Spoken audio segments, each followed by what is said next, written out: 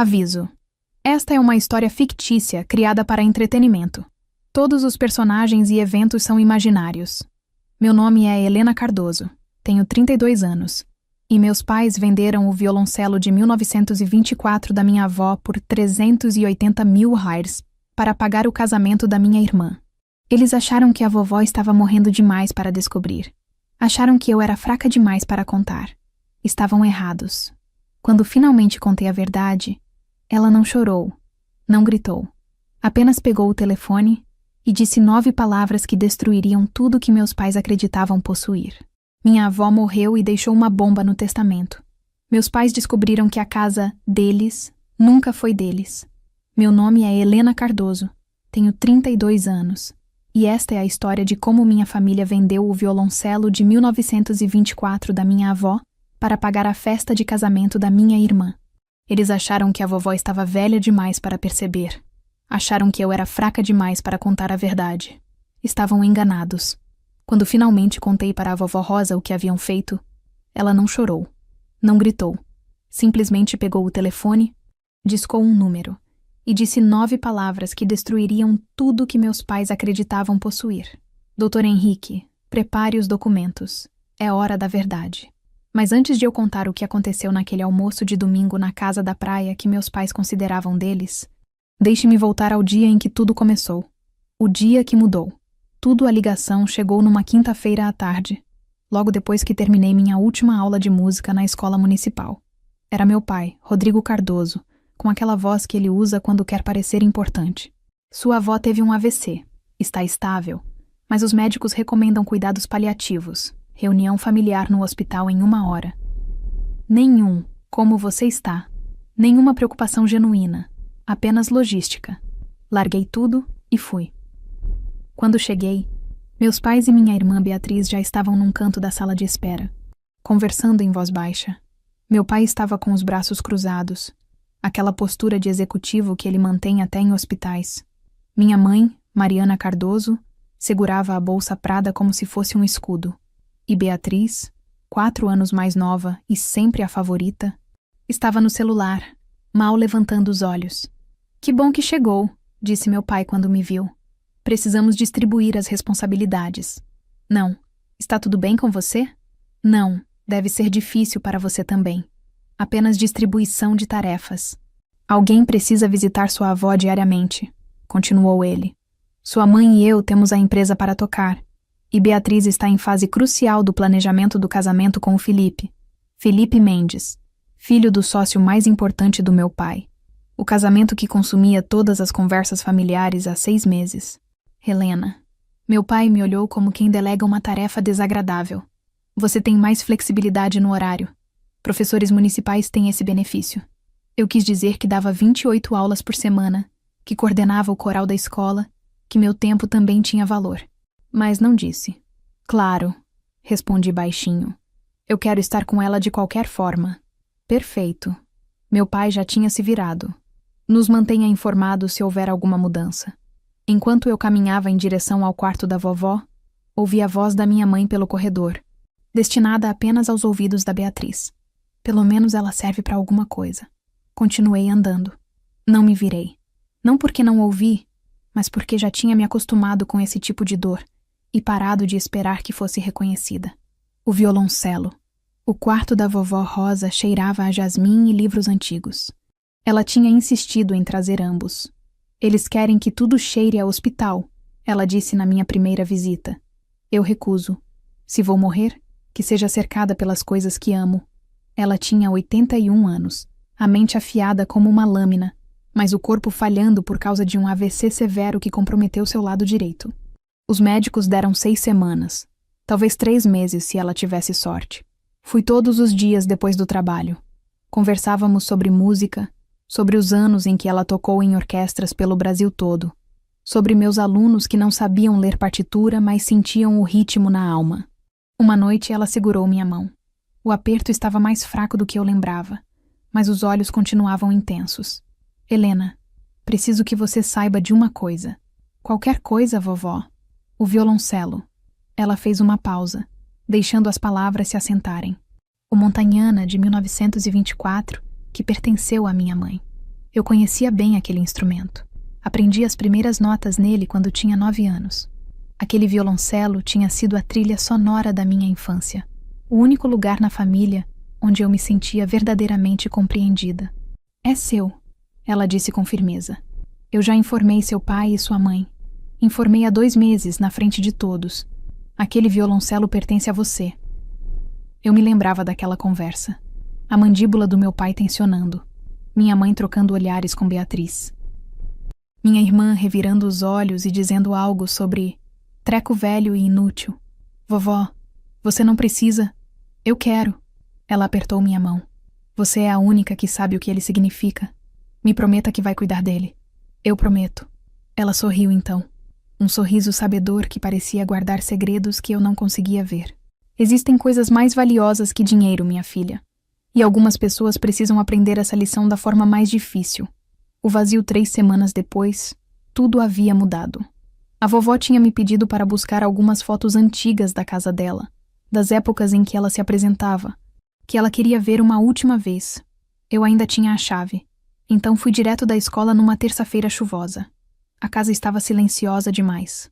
Caminhei pela entrada, passei pela sala de jantar e entrei na sala de música onde o Montagnana ficava há mais de 40 anos. O espaço estava vazio. Parei de respirar. Onde o violoncelo deveria estar, havia apenas uma marca retangular no carpete. Um fantasma de algo que viveu ali por décadas e foi violentamente removido. Minhas mãos tremiam quando peguei o celular. Mãe, minha voz saiu rachada. Onde está o violoncelo da vovó? Uma pausa. A voz da minha mãe soou casual, desdenhosa. Seu pai resolveu isso, Helena. Já era hora de sermos práticos. Você não devia se preocupar com isso. Práticos como? Onde ele está? Eu disse para não se preocupar. Helena! Clique! Ela desligou na minha cara. Fiquei naquela sala de música vazia por um tempo que pareceu eterno, olhando para a marca no carpete. A chuva batia nas janelas. Um trovão ecoou ao longe. Dirigi até a casa dos meus pais naquela mesma noite. Meu pai atendeu a porta com uma taça de vinho na mão, parecendo irritado com a interrupção. O violoncelo, eu disse. O que você fez com ele? Ele nem piscou. Vendemos. Consegui 380 mil por ele. Bom preço. O mundo inteiro inclinou. Vocês venderam? A vovó disse que era meu. Sua avó está morrendo, Helena. Ele tomou um gole do vinho. Ela não precisa de um violoncelo. E você também não. Atrás dele, ouvi o tilintar de chaves. Beatriz apareceu no corredor sorrindo. Olha só quem apareceu. Vem ver a surpresa. Helena! Surpresa? Meu pai deu de ombros, como se eu tivesse perguntado sobre o tempo. Usamos o dinheiro para ajudar a Beatriz. O casamento com o Felipe é importante para toda a família. A festa na Fazenda Vista Alegre custa 420 mil reais. Precisávamos fechar os números. Minha voz saiu plana, sem emoção. Vocês usaram o violoncelo da vovó para pagar a festa de casamento da Bia? Não seja dramática. Minha mãe apareceu atrás do meu pai, de braços cruzados. Você dá aulas de música para crianças. Helena, você não se apresenta? Não tem espaço adequado para guardar um instrumento daquele valor. A Beatriz precisava do dinheiro para o futuro dela. O futuro dela. Repeti as palavras, sentindo o gosto amargo. Beatriz entrou na sala, balançando um envelope grosso. Não fica com inveja, Helena. Não é bonito. Talvez se você tivesse escolhido uma carreira melhor, também pudesse ter coisas boas. Olhei para meus pais, para minha irmã, para a vida que eles construíram onde eu sempre era a última prioridade. A sobra, aquela cujas necessidades vinham por último. A vovó sabe? Silêncio. Ela sabe que vocês venderam o violoncelo? O rosto da minha mãe endureceu. Ela está em cuidados paliativos, Helena. Toma morfina metade do tempo. Ela não precisa saber de nada que vá deixá-la perturbada. Você quer dizer que não querem que ela saiba? Eu quero dizer... Minha mãe deu um passo à frente, a voz ficando fria e ameaçadora. Que se você contar para ela e isso causar estresse e algo ruim acontecer, a culpa será sua. Você quer ser responsável por matar sua avó? A acusação ficou suspensa no ar como veneno. Eu deveria ter recuado. A Helena antiga teria recuado. Mas algo tinha mudado dentro de mim. Algo finalmente tinha quebrado. A vovó merece saber o que aconteceu com a propriedade dela, eu disse baixinho. E eu não vou mentir para ela. Me virei e saí antes que pudessem responder. A decisão. Não dormi naquela noite. Meu apartamento pareceu menor que o normal. Um quarto e sala modesto que meus pais sempre zombaram como prova de más escolhas de vida. Sentei no sofá de segunda mão, olhando para uma foto emoldurada na estante. Vovó Rosa no seu último concerto. Há 26 anos. Seus dedos posicionados no Montagnana, o rosto iluminado com determinação pura. Aquele mesmo violoncelo que eles venderam como se não fosse nada. As palavras da minha mãe circulavam na minha mente. Se algo acontecer, a culpa será sua. Ela estaria certa? O choque seria demais para a vovó? Estaria eu causando mais dor nos últimos dias dela? Mas então me lembrei do que a vovó sempre me ensinou. Quando eu tinha 13 anos e não queria contar para meus pais que tinha reprovado em matemática, ela disse: "A verdade pode doer, Helena, mas as mentiras sempre causam feridas mais profundas. Elas só demoram mais para aparecer." Fiquei sentada com os joelhos contra o peito, pensando nos últimos 32 anos. Todas as vezes que fiquei quieta para manter a paz. Todas as vezes que aceitei menos porque lutar parecia inútil. Todas as vezes que me fiz menor para que minha família se sentisse maior. E onde isso me levou? Aqui, sozinha, invisível, vendo-os apagarem os desejos da vovó como se as palavras dela não tivessem significado algum. Se eu ficasse calada agora, não estaria mantendo a paz. Estaria me tornando cúmplice. Às 3h47 da manhã, tomei minha decisão. A vovó merecia a verdade. Merecia saber que seu filho tinha roubado dela, mentido para ela, e achado que ela estava fraca demais para importar. E talvez, apenas talvez, eu merecesse parar de me desculpar por existir. Coloquei o despertador para bem cedo. Visitaria o hospital antes do trabalho. Contaria tudo a ela. A herança que ninguém esperava. Conclusão. A verdade revelada. Quando cheguei ao hospital, a vovó estava acordada, observando o nascer do sol pela janela. A luz dourada da manhã iluminava seu rosto, deixando-o quase etéreo. "Você parece que não dormiu", ela disse suavemente. Não dormi. Puxei uma cadeira para perto da cama e segurei sua mão. Estava mais fria que antes, mais frágil. "Vovó, preciso te contar uma coisa. E vai doer." Apesar de tudo, seus olhos permaneceram afiados, estudando o meu rosto. "Então me conte." E eu contei. O espaço vazio na sala de música. Os 380 mil. A festa de casamento de 420 mil hares na fazenda Vista Alegre. O desdém casual do meu pai. A ameaça da minha mãe. Contei tudo, preparando-me para lágrimas, choque, o tipo de devastação que despedaçaria o que restava do seu coração frágil. Em vez disso, a vovó Rosa exalou devagar. Não foi um suspiro de dor. Foi um suspiro de alguém que sabe exatamente o que está prestes a acontecer. "Vovó", sussurrei. "Você sabia? Eu conheci meu filho, Helena." Sua voz era firme. Passei 59 anos observando-o se tornar essa pessoa. Eu tinha a esperança de que ele mudasse, mas também me preparei para a possibilidade de que não mudasse. Minha mente estava correndo. "Preparou como?" Ela não respondeu diretamente. Em vez disso, alcançou sua mesa de cabeceira. "Pode me passar o telefone?" Passei para ela confusa. Ela rolou pelos contatos com dificuldade devido ao lado direito enfraquecido. Encontrou um nome e apertou chamar. Depois colocou no viva-voz. 3 toques. Então uma voz masculina profunda e medida respondeu. "Rosa, como está se sentindo?" "Estou morrendo, Henrique, mas estou lúcida e é hora." Uma pausa. "Entendo. Quando?"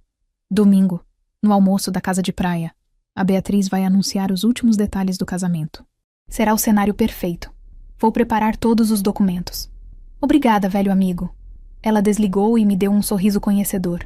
"Vovó", eu disse olhando para ela. "Quem é Henrique?" "Henrique Tavares. Meu advogado há 38 anos. Foi o melhor amigo do seu avô." "Você tem advogado?" "Tenho muitas coisas que seu pai não sabe." "Helena." Apesar do cansaço no rosto, seus olhos brilharam. Rodrigo sempre presumiu saber tudo sobre meus assuntos. Ele sempre presumiu isso. É a maior fraqueza dele. Senti como se estivesse à beira de algo vasto, olhando para profundezas que não conseguia enxergar. "O que vai acontecer no almoço de domingo?" "Justiça." A vovó apertou minha mão. "Atrasada, talvez, mas justiça de qualquer forma." "Não entendo." Você não precisa entender tudo ainda. Ela se recostou nos travesseiros, parecendo cansada. Só preciso que você faça uma coisa por mim. Qualquer coisa. Venha ao almoço. Vista algo bonito. E traga sua paciência. Um sorriso fantasmagórico. O tipo de paciência que te ensinei quando você estava aprendendo bar e queria jogar o arco pela janela. Quase ri apesar de tudo. É tão ruim assim? Pior. Sua expressão ficou mais suave. Mas necessário. Seu pai e sua mãe precisam entender que as ações deles têm consequências. E passei os últimos 8 anos garantindo que quando a lição chegasse, ela seria inesquecível. 8 anos. Ela vinha planejando algo há 8 anos. Vovó, o que você fez? Ela fechou os olhos. O cansaço tomando conta. Protegi você, minha querida.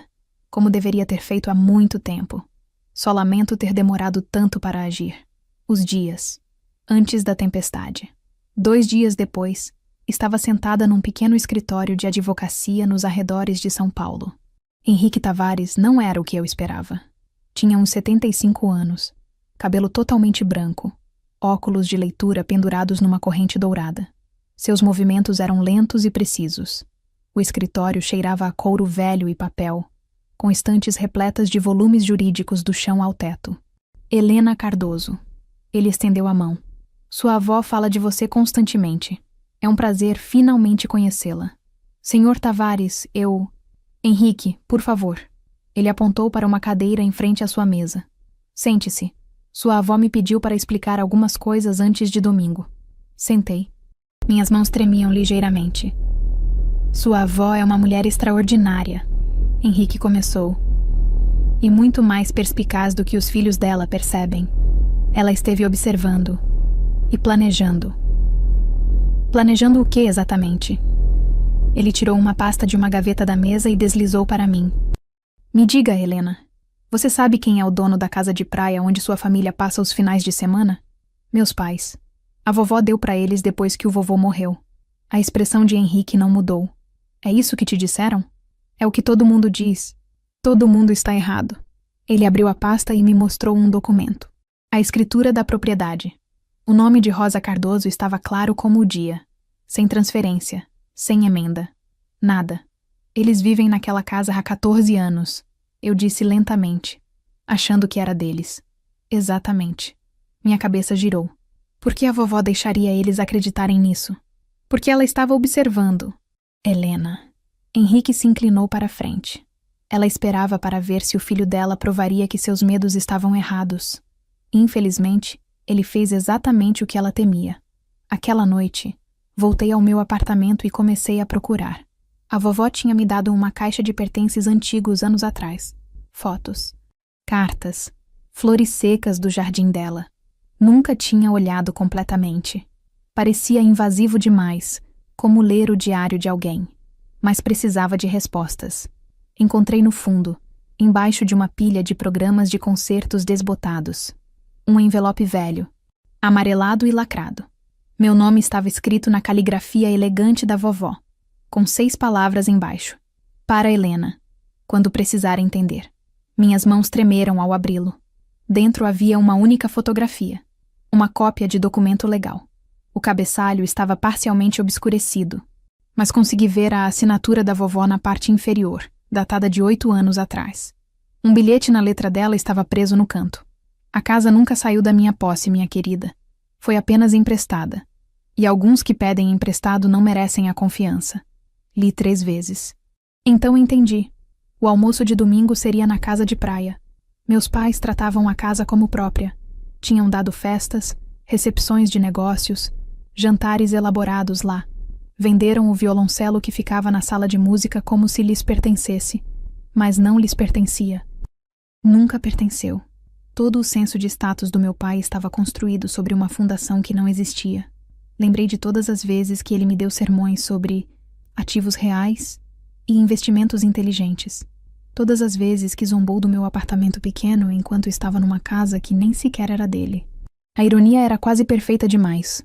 O almoço que mudou tudo domingo amanheceu com céu limpo e brisa suave vinda do mar.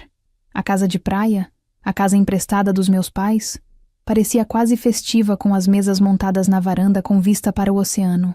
Carros alinhavam à entrada, transbordando para a rua. Contei aproximadamente 42 convidados enquanto estacionava na extremidade mais distante.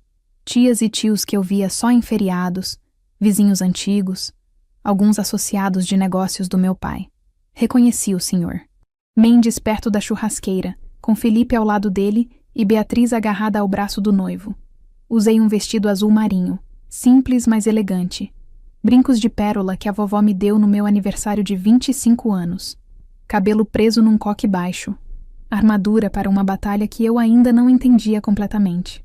A casa estava vibrante. Música tocava pelas caixas de som. O cheiro de churrasco flutuava pelo ar salgado. Minha mãe estava perto da mesa de sobremesas num vestido branco esvoaçante, recebendo elogios como uma rainha sendo homenageada. Meu pai estava próximo, trabalhando a sala com charme ensaiado, uma cerveja artesanal na mão.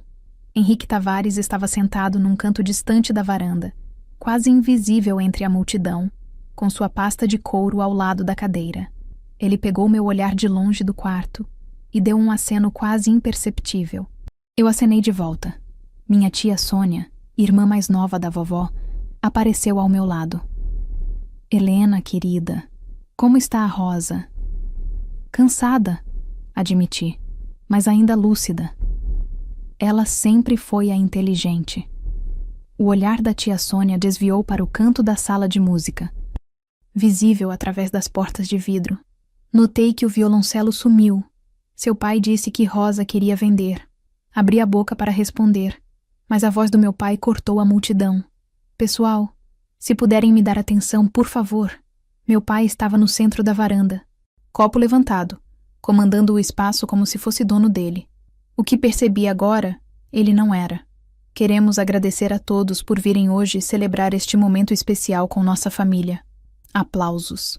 Minha mãe irradiava. Como muitos sabem, nossa filha Beatriz vai se casar com Felipe Mendes, filho do meu querido amigo e parceiro Victor. Ele gesticulou na direção de Felipe, que sorriu educadamente.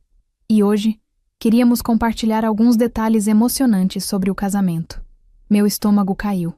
Beatriz deu um passo à frente, praticamente pulando de empolgação, segurando o braço de Felipe como um troféu. A cerimônia será na Fazenda Vista Alegre em março, ela anunciou. 350 convidados, banda ao vivo, decoração completa. Vai ser o evento do ano. Mais aplausos. Algumas mulheres suspiraram admiradas. E, meu pai continuou, aquele sorriso orgulhoso no rosto. Conseguimos tornar isso possível, graças à generosidade da vovó Rosa. Ela vendeu seu antigo violoncelo para contribuir com o futuro da Beatriz. Ele estava fazendo de novo, reescrevendo a história, fazendo-se de herói, enquanto completamente ignorava os desejos da vovó. Uma senhora que não reconheci inclinou-se para o marido. Pensei que o violoncelo ia para a outra neta, a que ensina música. O marido deu de ombros. Acho que os planos mudaram. A tia Sônia apareceu ao meu lado de novo, o rosto mais pálido. Helena, a Rosa realmente concordou com isso? Antes que eu pudesse responder, ouvi o clique de uma pasta sendo aberta atrás de mim. Henrique Tavares se levantou calmamente, pasta na mão, caminhando em direção ao centro da varanda como se tivesse feito isso 1000 vezes antes. Boa tarde a todos, disse ele. Sua voz, embora não alta, cortou facilmente o burburinho. Meu nome é Henrique Tavares. Sou o advogado de Rosa Cardoso. Meu pai ficou branco como papel. O silêncio foi absoluto. A revelação. Henrique tomou posição perto do centro da varanda, onde todos podiam vê-lo claramente. Colocou a pasta numa mesa lateral e tirou uma pasta com documentos. Peço desculpas por interromper as festividades. Ele disse educadamente, mas firme. Mas Rosa Cardoso me pediu para tratar de alguns assuntos urgentes relacionados ao espólio dela.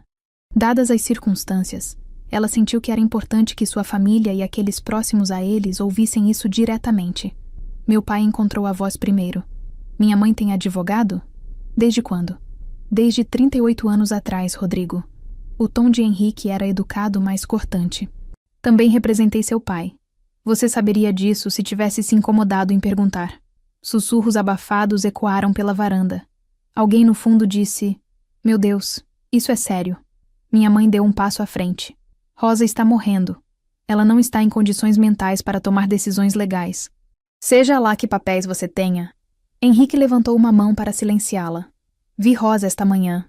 A enfermeira-chefe, Júlia, confirma que ela está totalmente competente e lúcida. Ela ditou instruções detalhadas para esta reunião.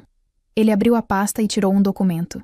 Agora entendo que houve alguma confusão sobre propriedade de imóveis. Então deixe-me esclarecer. Segurou o papel. Esta é a escritura da casa em que estamos. Note o nome na escritura. Rosa Maria Cardoso. Não Rodrigo Cardoso. Não Mariana Cardoso. A varanda explodiu em sussurros. Meu pai se segurou na borda de uma cadeira para se estabilizar. Beatriz encarava o pai, confusão e pânico gravados no rosto. Esta casa nunca foi transferida.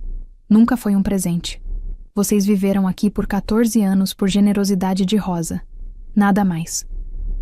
E Henrique Tavares não tinha terminado. Esse, ele disse calmamente, é apenas o começo. A verdade desenterrada. Henrique deixou as palavras se assentarem antes de continuar.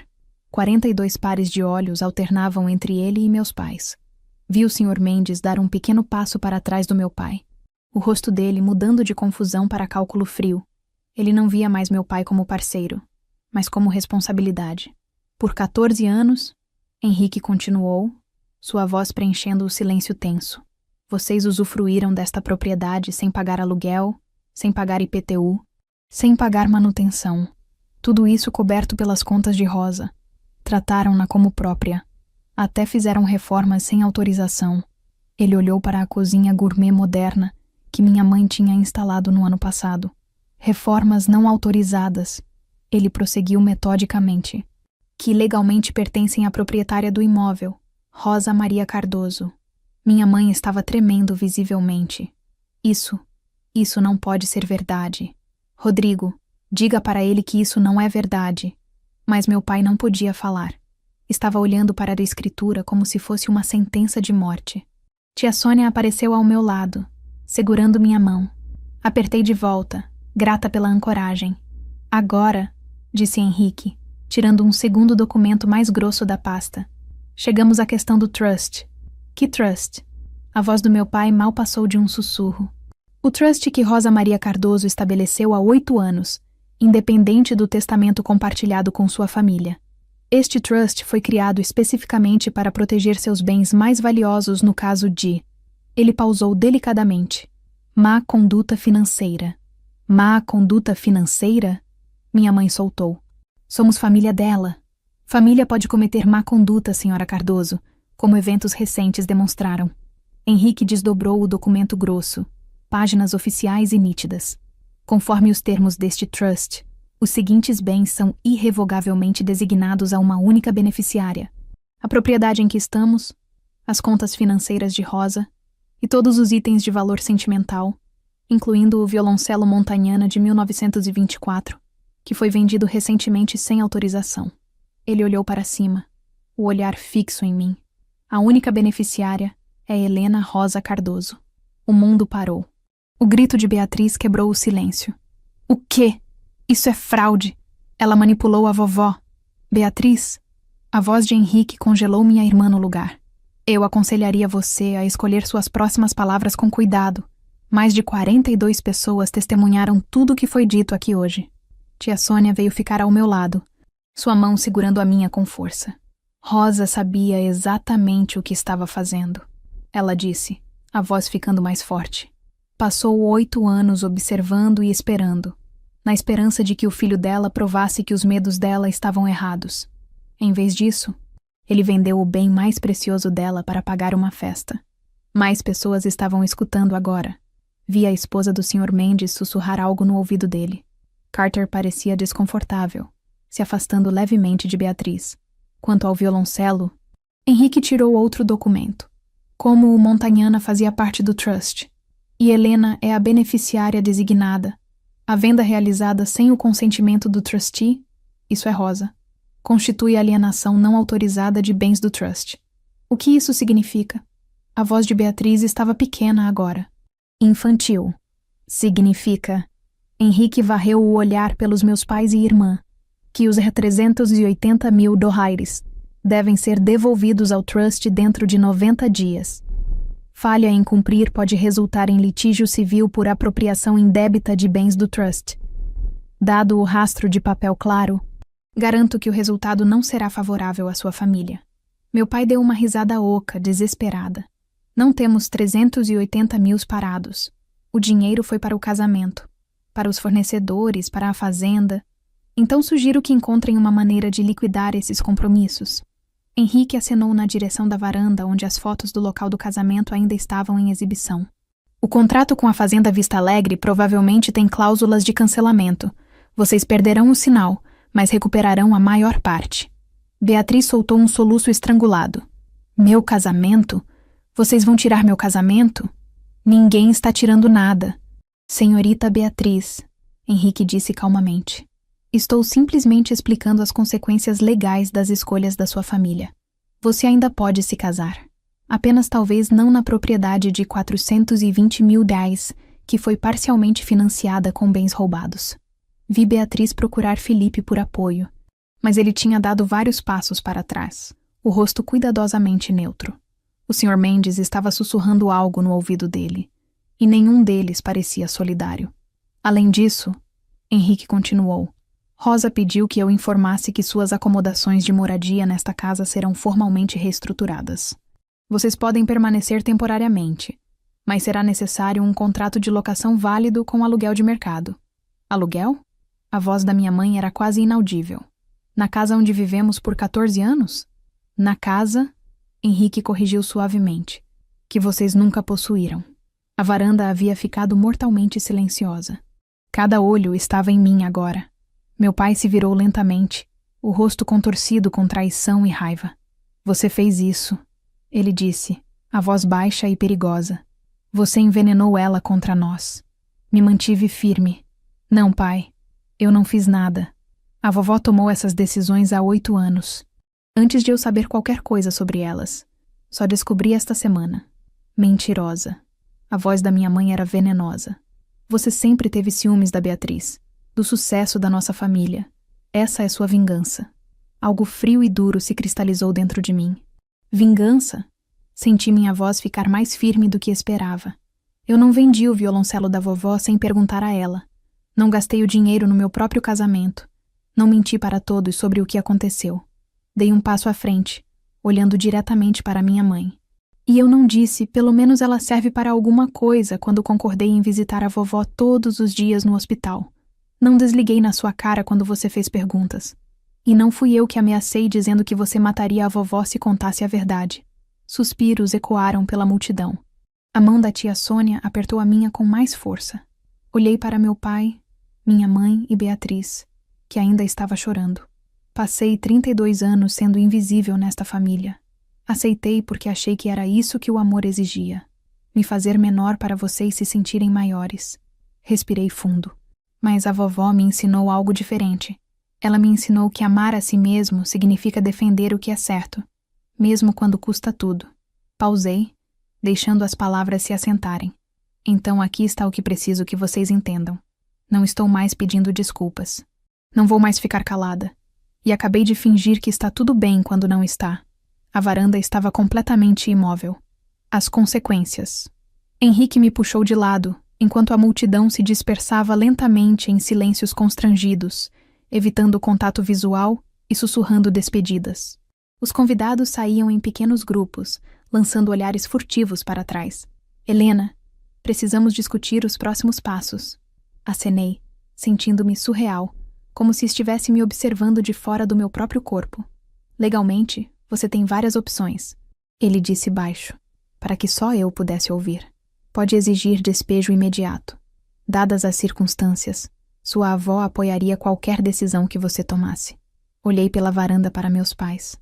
Meu pai tinha afundado numa cadeira, cabeça nas mãos. Minha mãe estava parada perto da janela, rímel manchado descendo pelo rosto. Beatriz tinha desaparecido, provavelmente lá fora chorando pelo Mercedes. Quer dizer, pelo casamento. Eles pareciam destruídos. Uma parte pequena de mim queria torcer a faca, fazer eles sentirem cada grama da dor que tinham me causado nos últimos 32 anos. Mas essa não era quem eu queria ser. Não quero expulsá-los, disse lentamente. Não imediatamente. Henrique levantou uma sobrancelha. Tem certeza? Sim. Respirei fundo. Aqui está o que eu quero. Os 380 mil devolvidos em 150 dias, não 90. Vou dar tempo para eles cancelarem o casamento e acertarem as coisas. Podem ficar na casa sob contrato de locação formal por aluguel reduzido. Fiz uma pausa. Engoli seco. Depois que a vovó... Depois, eles terão 18 meses para encontrar outro lugar. Isso deve ser tempo suficiente. Henrique me deu um olhar longo e avaliador. Havia um lampejo de respeito em seus olhos. Isso é extraordinariamente generoso, considerando tudo. Talvez, encontrei seu olhar. Mas não estou fazendo isso para puni-los. Estou fazendo porque é o certo. E me recuso a ser o tipo de pessoa que eles são. Henrique assentiu. Um leve sorriso nos lábios. Sua avó previu que você reagiria assim. Ela está muito orgulhosa de você, Helena. Eu sei. Minha voz falhou. Eu sei que está. Tia Sônia e 2 testemunhas permaneceram enquanto o acordo era redigido ali mesmo na mesa de jantar. Meu pai assinou sem me olhar. A mão da minha mãe tremeu tanto que mal conseguiu segurar a caneta. Nenhum deles disse uma palavra. A casa estava vazia quando a última assinatura foi colocada. O Sr. Mendes e Felipe tinham ido embora sem se despedir. Mais tarde soube que Felipe terminou com Beatriz por mensagem de texto naquela noite. A família da minha mãe acha melhor nos afastarmos, dizia a mensagem. Tradução. Não queriam nada com o drama da família Cardoso. O bolo de aniversário ficou intocado. As decorações penduravam tristemente. O churrasco tinha esfriado nas grelhas. Tia Sônia me abraçou forte antes de partir. Você fez a coisa certa, querida. Rosa estaria muito orgulhosa. Está, eu disse baixinho. Falei com ela esta manhã. Como no CUI, meu telefone vibrou. Uma solicitação de videochamada do número do hospital. Respondi, caminhando até o canto da sala de música onde o violoncelo costumava ficar. O rosto dela apareceu na tela, pálido, mas calmo. A enfermeira Júlia estava visível no fundo, sorrindo. Minha menina corajosa. A voz da vovó estava fraca, mas calorosa. Como você está se sentindo? Apavorada, admiti. E aliviada, e triste. Tudo ao mesmo tempo. É assim que a coragem é, minha querida. Nunca é confortável. Não os expulsei. Dei tempo para eles. Eu sei. Henrique me mandou mensagem. Seus olhos brilharam com lágrimas. Helena, você é uma pessoa melhor do que eles merecem. Mas é por isso que te escolhi. Pressionei minha mão contra a tela, desejando poder segurar a dela. Obrigada, vovó, por tudo. Por me proteger. Não me agradeça. O sorriso dela tinha uma pitada de tristeza. Apenas viva bem. Toque música. Seja feliz. É assim que você me agradece. Eu vou. Eu sei que vai, minha querida. Ela fechou os olhos. Eu sei que vai. Os meses seguintes. A primeira semana depois do almoço foi caos. Notícias viajam rápido em círculos sociais pequenos, e a história do que aconteceu na casa de praia se espalhou como fogo. Os parceiros de negócios do meu pai de repente ficaram indisponíveis para reuniões. Velhos amigos pararam de retornar ligações. O Sr. Mendes formalmente se retirou da joint venture que estavam planejando. Quando meu pai exigiu uma explicação, a resposta foi fria. Não posso fazer negócios com alguém em quem não confio, Rodrigo. Se você enganaria sua própria mãe, o que faria com um parceiro?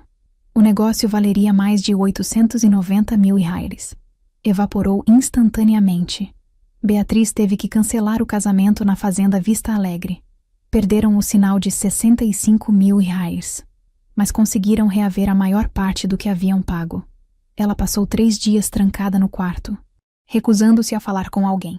O vestido de noiva de 28 mil ficou pendurado no closet dela como um fantasma. Felipe, que sempre foi o noivo perfeito e atencioso, sumiu completamente. Bloqueou Beatriz em todas as redes sociais. A mãe dele disse para conhecidos mútuos que o menino teve um escape por pouco. Minha irmã, que sempre foi a criança dourada, se viu de repente ordinária, sem festa extravagante, sem noivo rico, sem status especial. Teve que pegar o Honda velho da minha mãe, emprestado para ir a entrevistas de emprego. Não me regozijei. Não entrei em contato. Simplesmente segui com minha vida, ensinando piano para meus alunos, visitando a vovó todas as noites. Mas seria mentira se eu dissesse que não havia satisfação silenciosa em ver as fachadas desmoronarem. Meu pai tinha passado anos medindo sucesso em aparências. A casa, o carro, as conexões certas. Agora estava aprendendo que nada disso jamais foi real. A fundação sobre a qual construiu sua identidade era emprestada. E coisas emprestadas sempre têm que ser devolvidas. O adeus final 3 semanas depois do almoço, o hospital me ligou às 5h43 da manhã. Você deveria vir agora, a enfermeira Júlia disse gentilmente. Ela está pedindo por você. Dirigi mais rápido do que deveria, o coração batendo forte o caminho todo. O quarto da vovó estava quieto quando cheguei.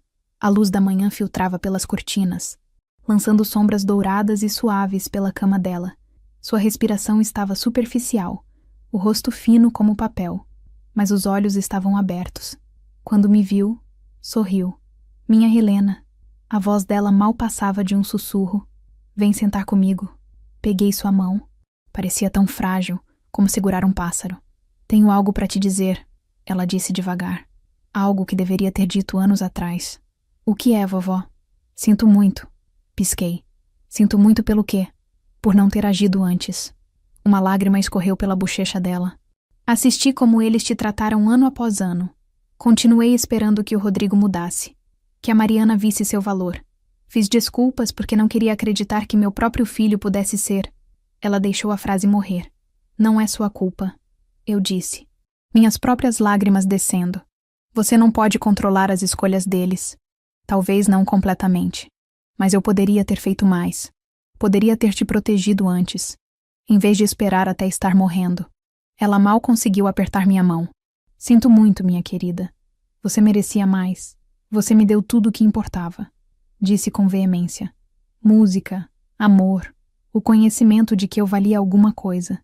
Isso é mais do que eles jamais me deram. Ela sorriu. E por um momento me lembrou da vovó da minha infância. Forte, radiante, cheia de vida. Estou tão orgulhosa de você, Helena. Você tem um coração bom, mas finalmente aprendeu a protegê-lo. Você me ensinou isso. Então fiz algo certo. Seus olhos se fecharam lentamente. Estou cansada agora, minha querida. Fica comigo. Sempre, vovó. Vovó Rosa faleceu pacificamente naquela tarde, com minha mão na dela. O funeral foi 6 dias depois, numa pequena igreja que ela frequentava há 54 anos. Foi simples, como ela queria, sem flores extravagantes ou displays ostentosos. Apenas música, memórias e pessoas que genuinamente a amavam. Toquei piano no serviço. Não era o Montagnana, esse tinha ido, mas um piano vertical modesto que a igreja tinha há décadas.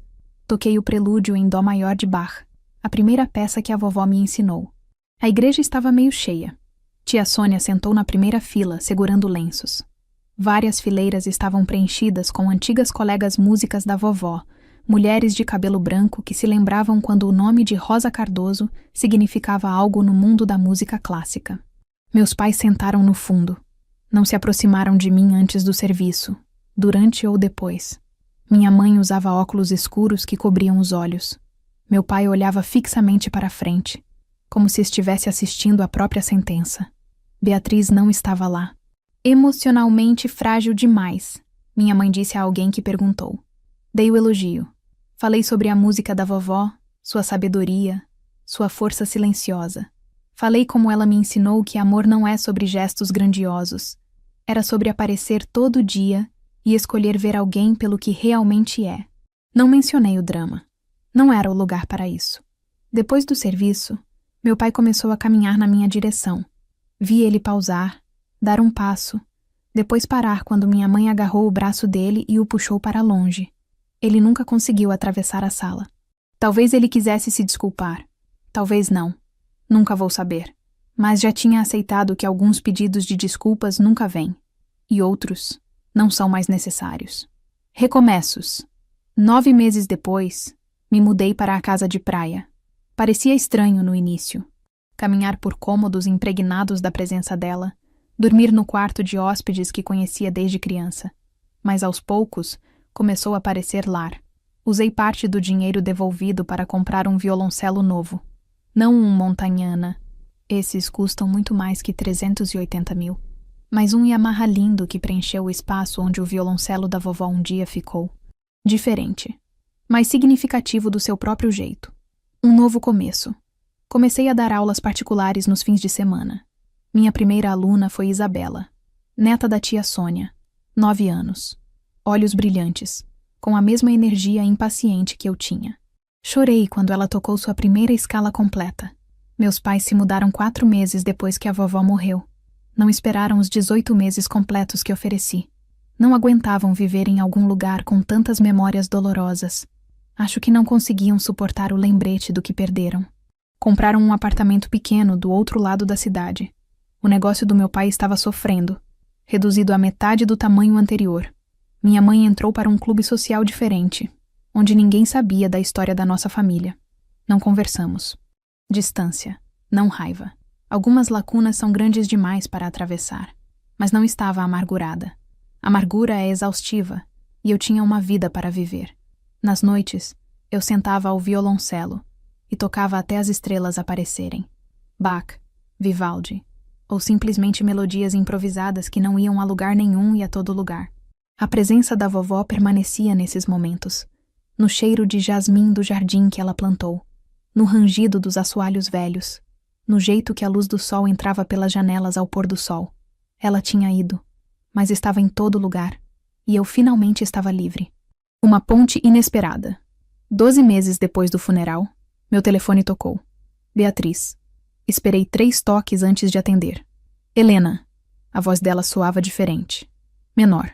Menos segura. Bia. Silêncio se esticou entre nós. 32 anos de ser irmãs reduzidos a pausas desconfortáveis. Não estou ligando para pedir nada. Ela finalmente disse. Eu só precisava dizer uma coisa. Ok. Tenho pensado muito sobre tudo o que aconteceu. Sobre como agir. Ela respirou fundo e trêmulo. Fiquei com muita raiva no começo. De você. Da vovó. De todo mundo. Achei que vocês tinham tirado algo de mim. E agora? Outra pausa. Agora trabalho numa agência de marketing digital em cargo júnior. Pego ônibus porque não posso pagar carro. E comecei terapia. Não respondi. Só escutei. Minha terapeuta diz que tenho muito para desempacotar sobre mamãe e papai. Sobre como fui criada. Sobre por que achei que merecia tudo sem ter conquistado. Uma risada vazia. Acontece que ser a favorita não é um presente. É uma armadilha. Fico feliz que esteja trabalhando nisso. Respondi. Não estou pedindo para você me perdoar. A voz dela tremeu. Não mereço isso. Só queria que você soubesse que agora entendo por que você fez o que fez. Por que a vovó fez o que fez. A vovó te amava também, Bia, disse gentilmente. Ela simplesmente não podia recompensar comportamento que machucava outras pessoas. Eu sei. Um fungar. Eu sei disso agora. Ficamos em silêncio por um momento. Se você alguma vez quiser conversar, disse devagar, estou disposta a ouvir, mas reconstruir confiança leva tempo. Entendo. Ótimo. Desligamos sem nos despedir. Não por grosseria, mas porque nenhuma de nós sabia como. Algumas portas, uma vez fechadas, abrem devagar, mas ainda podem abrir. Epílogo. 2 anos depois. É primavera agora. 26 meses desde que a vovó entrou nos cuidados paliativos. Esta noite estou sentada na varanda da casa de praia, enquanto o sol se põe sobre o oceano. As janelas estão abertas e uma brisa quente traz o cheiro de jasmim e grama recém-cortada. Na sala atrás de mim posso ouvir risadas. Isabela e 3 outros alunos novos estão tendo sua aula em grupo semanal. Uma menina de 7 anos chamada Laura acabou de dominar seu primeiro arpejo e está radiante de orgulho. Professora Helena, olha o que eu consegui fazer. Sorrio. Mostra de novo. Bem devagar desta vez. Minha vida não se parece em nada com o que imaginei 2 anos atrás. Deixei meu emprego na escola municipal e abri meu próprio estúdio de música. Tenho 23 alunos agora, desde crianças de 5 anos até adultos redescobrindo o amor pela música. A casa de praia se tornou não apenas minha casa, mas um lugar onde a música vive e respira de novo. Transformei a antiga sala de música num estúdio adequado. O Yamaha fica onde o Montagnana um dia ficou. Não é o mesmo instrumento, mas carrega seu próprio tipo de magia. Nas paredes, emoldurei fotos da vovó Rosa de seus dias tocando. A uma da apresentação final dela, aos 55 anos, os dedos posicionados sobre as cordas. O rosto iluminado com pura determinação. Às vezes, quando toco sozinha tarde da noite, juro que posso senti-la aqui, não de forma assustadora, de forma reconfortante, como se ela estivesse sentada na cadeira dela perto da janela, ouvindo e acenando com aprovação. Meus pais? Eles vivem do outro lado da cidade. O negócio do meu pai encolheu, mas sobreviveu. Ele aprendeu, tarde demais, que reputação importa mais que aparências. Não nos falamos regularmente. Algumas feridas são profundas demais. O abismo largo demais. Mas 3 meses atrás, recebi uma carta pelo correio, do meu pai, manuscrita, não digitada. Helena. Dizia simplesmente: eu errei.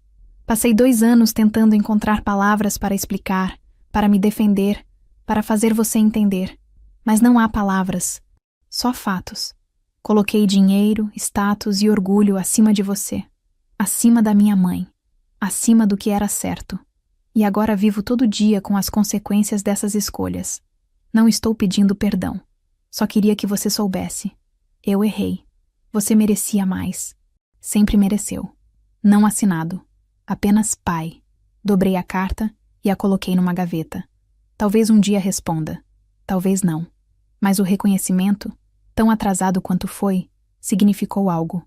Beatriz e eu almoçamos 1 vez por mês agora. São encontros estranhos, desajeitados, onde navegamos cuidadosamente ao redor de décadas de ressentimento e mágoa. Mas ela está tentando, trabalhando, crescendo. No mês passado, ela perguntou se poderia assistir uma das minhas aulas. Sentou no fundo em silêncio, observando enquanto ensinava Laura a tocar uma melodia simples. Depois, quando os alunos foram embora, ela disse: a vovó estaria orgulhosa de você. Era a primeira vez em 2 anos que ela mencionava a vovó sem amargura. Estou começando a entender, ela continuou baixo, porque ela fez o que fez. Não era sobre tirar coisas de mim. Era sobre me ensinar que nada de valor vem sem custo. Não, concordei. Não vem. Não somos próximas. Talvez nunca sejamos. Mas pela primeira vez na vida, estamos sendo honestas uma com a outra. E isso é um começo. Esta noite, depois que os alunos vão embora e a casa fica silenciosa, vou até a sala de música. O sol está se pondo, pintando o céu em tons de laranja e rosa. Sento ao Yamaha e começo a tocar. A suíte número 1 de Bach para violoncelo solo. A mesma peça que a vovó tocou em seu último concerto, há 28 anos. As notas preenchem a casa, substituindo o silêncio com algo mais suave, mais verdadeiro. Olho para a foto da vovó na parede. Ela, aos 62, radiante, os dedos posicionados sobre as cordas do Montagnana. Estou bem, vovó, sussurro. Estou mais que bem. Gosto de pensar que ela me ouve. A música termina. As notas finais ficam suspensas no ar antes de desaparecerem no silêncio da noite. Olho pela janela. As estrelas estão começando a aparecer. Pequenos pontos de luz no céu escurecido. Não tenho o violoncelo original. Não tenho a família que achei que tinha. Mas tenho algo melhor. Tenho a mim mesma. Tenho limites. Tenho uma vida construída sobre verdade em vez de silêncio. Tenho alunos que dependem de mim. Música que flui pelas minhas mãos. E uma casa que finalmente parece um lar. E tenho a lição mais importante que a vovó me deixou. Que coragem não é nunca sentir medo. É sentir medo e escolher se levantar mesmo assim. É proteger seu próprio coração enquanto ainda mantém ele aberto. É saber seu valor e se recusar a aceitar menos. Essa foi a verdadeira herança. Não a casa. Não o dinheiro. Não mesmo o violoncelo, por mais precioso que fosse. Foi a coragem de finalmente acreditar que eu merecia mais. E essa é a herança que vou passar adiante. Não para filhos, necessariamente, mas para cada criança que entra no meu estúdio com olhos brilhantes e mãos ansiosas. Vou ensiná-los sobre música, sim. Mas mais importante, vou ensiná-los sobre valor próprio, sobre defender o que é certo, sobre nunca deixar que ninguém os faça se sentirem pequenos, porque essa foi a última lição da vovó Rosa, e foi a mais importante de todas. A história de Helena nos ensina algo que muitos de nós precisamos ouvir. Silêncio não é paz. Durante 32 anos, ela acreditou que se fazer pequena era uma forma de amor, que aceitar migalhas era manter a harmonia familiar. Mas a verdadeira lição veio da avó Rosa. que passou 8 anos preparando não uma vingança, mas uma libertação. Veja, Rosa não destruiu a família por raiva. Ela protegeu quem merecia proteção. E quando Helena teve todo o poder nas mãos, a casa, o dinheiro, a capacidade de expulsar seus pais imediatamente, ela escolheu algo mais poderoso que vingança. Escolheu limites saudáveis. 150 dias para devolver o dinheiro, em vez de 90. Aluguel reduzido. 18 meses para se reorganizarem. Não porque eles mereciam, mas porque ela se recusou a se tornar o tipo de pessoa que eles eram. E talvez essa seja a maior herança que podemos receber. Não é dinheiro, não são bens materiais, mas a coragem de finalmente acreditar que merecemos mais. A coragem de defender nossos limites sem pedir desculpas. A coragem de ser gentil sem ser capacho. Quantos de nós estamos vivendo como a Helena de antes?